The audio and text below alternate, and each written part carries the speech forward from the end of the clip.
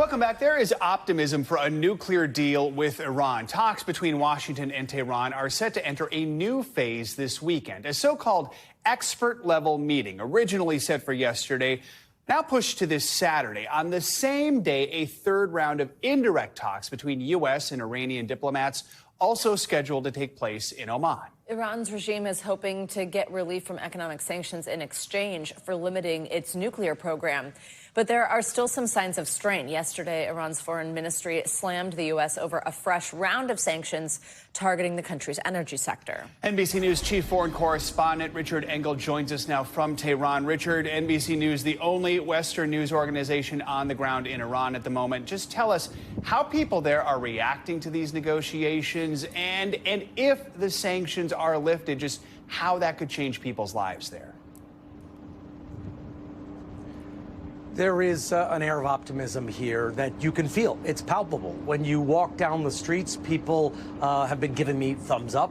Sometimes I'm mistaken as a tourist, and they think this is a great sign that Americans, Westerners are starting to come here. The currency, the Toman, has been going up against the dollar, not just because the dollar is going down, but because people are hopeful, and maybe that hope is giving them some confidence that there will be a deal, that there could be sanctions relief, and they believe if the sanctions are lifted, that this country's economy could thrive. Right now, Iran lives in an economic and diplomatic box. It has very few allies around the world, very few legitimate trading partners because of sanctions. It's almost impossible to exchange the currency, to ship things in and out of this country. And when you go to the bazaar, or I was at a technology park the other day, a high-tech center where people are working on AI, biotech, fintech, but it's all for the domestic market at the moment.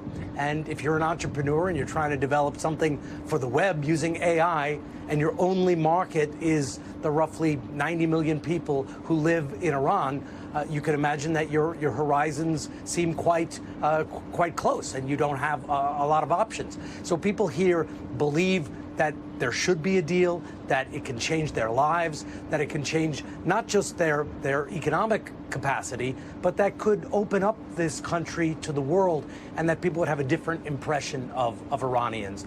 They feel that they're misunderstood, that they are tarred with the same brush of propaganda that is so often what you see in American media or social media, and they want to change that.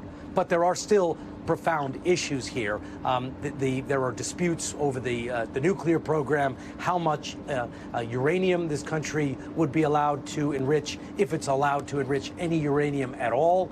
Secretary of State Marco Rubio just added what many here thought was a new condition, saying that it's not just the deal isn't just about preventing Iran from obtaining a nuclear weapon, but preventing Iran from enriching uranium for any purpose, saying that if it wants to have even a civilian nuclear program, it has to bring in the nuclear fuel from abroad, which is something Iran has said is a red line. So optimism here, maybe it's projecting their hopes, but we are seeing a lot of diplomatic meetings.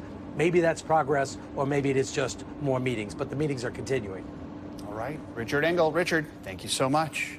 Thanks for watching. Stay updated about breaking news and top stories on the NBC News app, or follow us on social media.